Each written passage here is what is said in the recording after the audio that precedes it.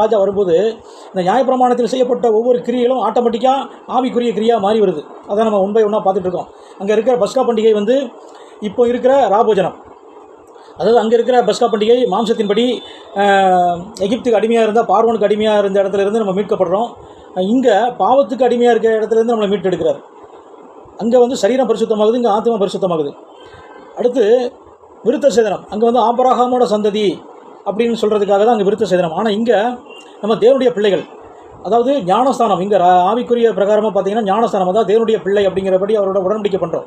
நான் வந்து இவ்வளோ நாள் வரைக்கும் நான் மாம்சத்தின்படி வாழ்ந்து வந்தேன், தேவனை அறியாமல் இருந்தேன். ஆனால் இப்போ எனக்கு தேவன் யாருன்னு தெரியுது. அவர் தான் மாம்சத்தில் வெளிப்பட்டு என்னுடைய பாவங்களுக்காக மரித்து அடக்கம் பண்ணப்பட்டு 3ஆம் நாள் உயிர் திறந்தார். அவர் சதா காலங்களில் உயிரோடு இருக்கிறார். அவருடைய வசனத்துக்கு கீழ்ப்படியே நான் ஒப்புக் கொடுக்குறேன். ஏசப்பா என்னை உங்களுடைய பிள்ளைகளாக ஆக்கும் மாற்றும் அப்படின்னு நம்ம பண்ணுற உடன்படிக்கை தான் ஞானஸ்தானம். ஸோ இதுதான் விருத்த சேதனம் அப்படிங்கிறது இப்போ ஞானஸ்தானமாக இருக்குது. அதே போல் ஒவ்வொரு கிரியையும் ஆட்டோமேட்டிக்காக இயேசு ராஜா பிறக்கும்போது ஒவ்வொரு தீர்க்க தரிசனம் நிறைவேறுது. அதே சமயத்தில் அங்கே செய்யப்பட்ட ஒவ்வொரு கிரியைகளும் ஆட்டோமேட்டிக்காக அது ஆவிக்குரிய பிரகாரமாக மாறி வருது. இப்போ நம்ம அவருடைய வசனத்துக்குள்ளே இருக்கும்போது தான் நம்ம ஆவிக்குரியவர்கள். அதான் அந்த வசனம் சொல்லுது, நீங்கள் ஆவியினால் நடத்தப்படுவீர்கள், ஆனால் நியாயப்பிரமாணத்திற்கு கீழ்ப்பட்டவர்கள் அல்ல. நம்ம இன்னும் மாம்சத்துக்குரியவங்க அல்ல. அப்போது அதே போல் ஒவ்வொரு ஒன் பை ஒன்னாக மாறுது. அதாவது தேவாலயம் அப்படின்னு அங்கே இருந்தது. மோசைகிட்ட சொல்கிறாரு, நான் உனக்கு காண்பிக்கிற மாதிரியின்படி நீ எல்லாவற்றையும் செய்ய எச்சரிக்கையாக இருக்கிறாரு, மலையில் காண்பிக்கும் மாதிரியின்படி. அப்போ அந்த மாதிரி யாருன்னா இயேசு. அப்போ இப்போ தேவாலயம் யார் அப்படின்னா நீங்கள் நான் தான் தேவாலயம். அவர் சொல்கிறாரு, இந்த ஆலயத்தை இடிச்சு போடுங்க, 3 நாளைக்குள்ள நான் வேறொரு ஆலயத்தை எழுப்புவேன் அப்படிங்கிறாரு. அப்போ அந்த ஆலயம் என்ன அப்படின்னா தன்னுடைய சரீரமான ஆலயத்தை குறித்து பேசினார் அப்படின்னு நம்ம யோவான் 2:21 பார்க்குறோம்.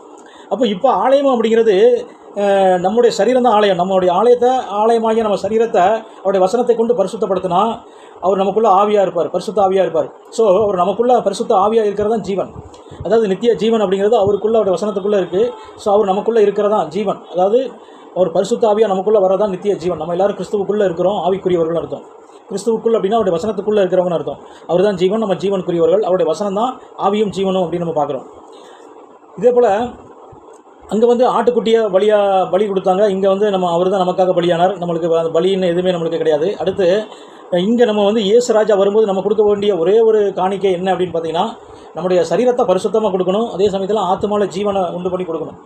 சரீரத்தில் பரிசுத்தமாகவும் நம்முடைய ஆத்மாவில் ஜீவனை கொடுக்கும்படியாக நம்ம கொடுக்குறதான் உயர்ந்த உன்னதமான பலி.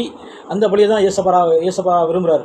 அதாவது நம்ம வந்து மாம்சப்பிரகாரம் கொடுக்கப்பட்ட தசபாக காணிக்கையை அவர் விரும்பலை, அது பழைய ஏற்பாடு. ஆனால் இங்கே அவர் விரும்புகிறது ரோமர் 12:1 நம்முடைய சரீரத்தை பரிசுத்தமாகவும் ஜீவனை வந்து நம்முடைய ஆத்மாவில் ஜீவனாகவும் நம்ம ஒப்புக் கொடுக்குறதான் அவருக்கு பிரியமான பலி, உன்னதமான பலி. அதை தான் அவர் இயேசுராஜா விரும்புகிறார்.